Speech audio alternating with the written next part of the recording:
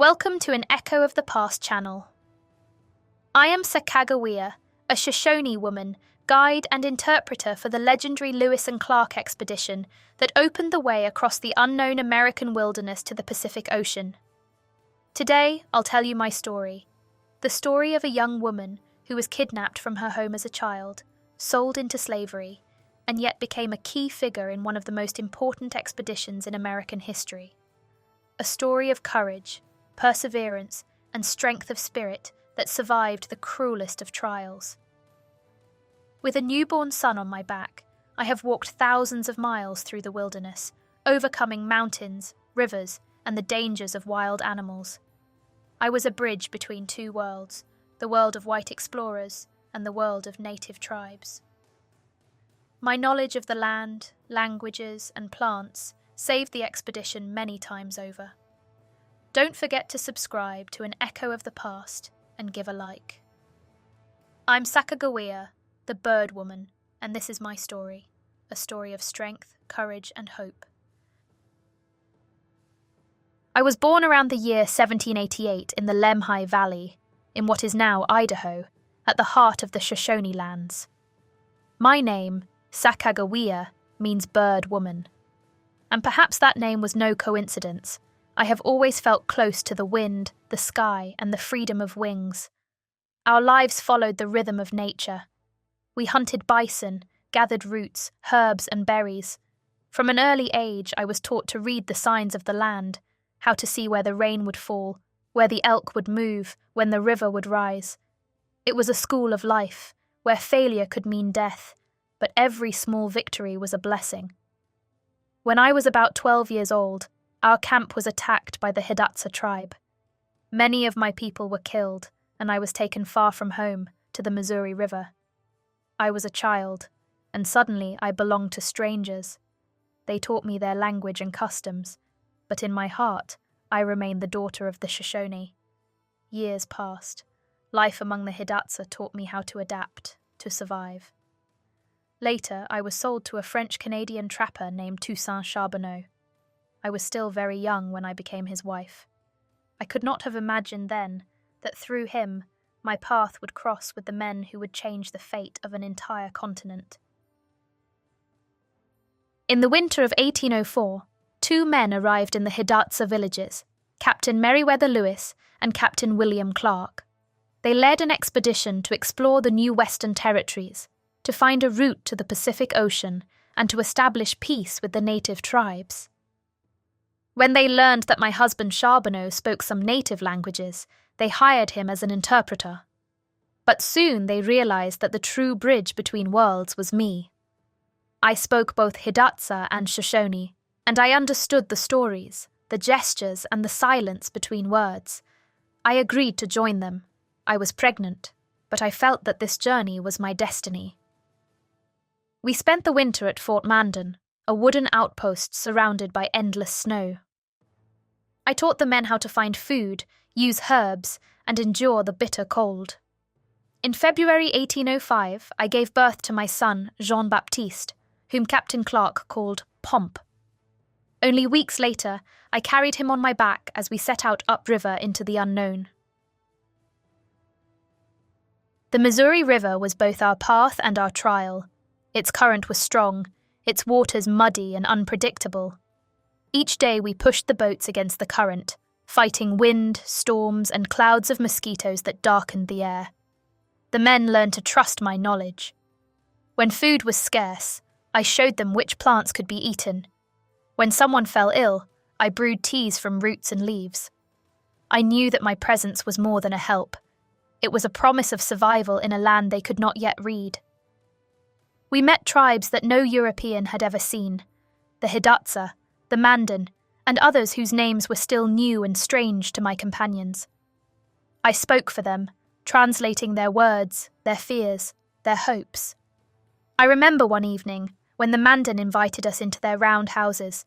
We shared food and stories by the fire. Every word I translated carried weight, for one misunderstanding could turn friendship into danger. Those nights built bonds of trust that would carry us forward.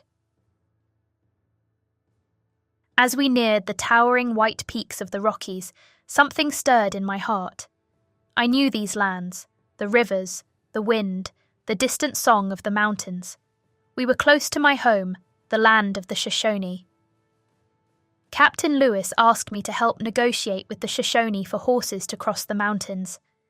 When we finally reached their camp, my heart pounded. The chief was my own brother, Sacagawea. After all those years, we embraced again. I told him why we had come and asked for his help. The Shoshone gave us horses, food, and guides. Without them, we could never have crossed the Rockies.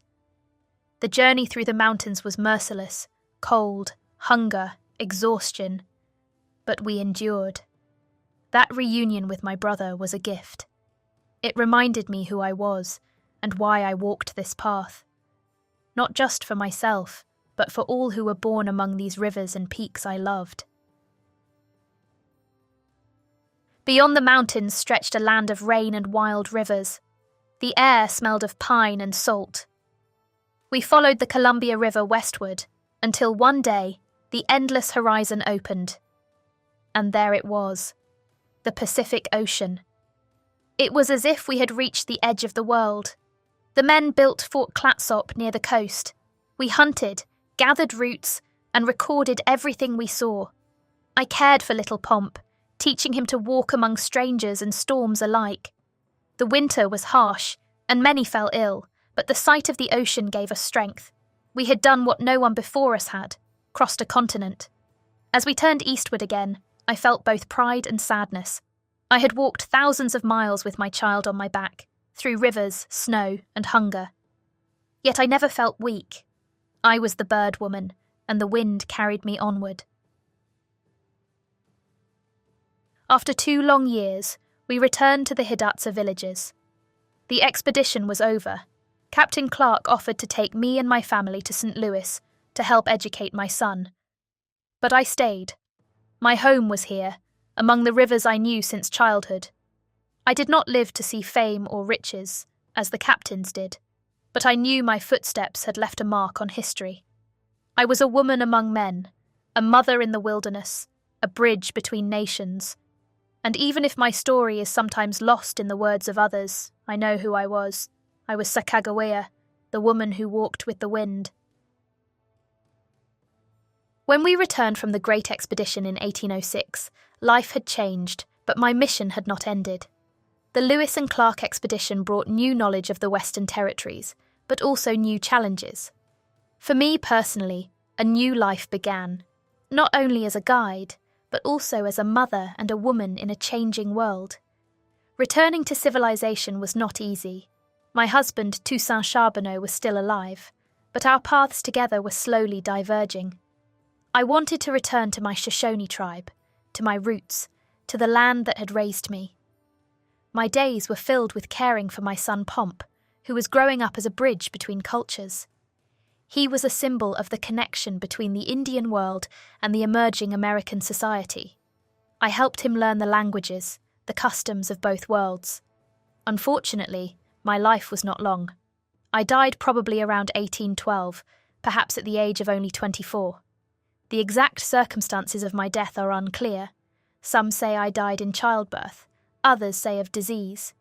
Yet my legacy lives on. The expedition I was a part of opened the way to the West, helped unite nations, and brought new knowledge of American nature and people. Today, schools, parks, and memorials bear my name. My face is on coins and statues, and my stories have inspired generations. I am Sacagawea, a woman who led, protected, and loved, and my footsteps still follow the paths I once walked.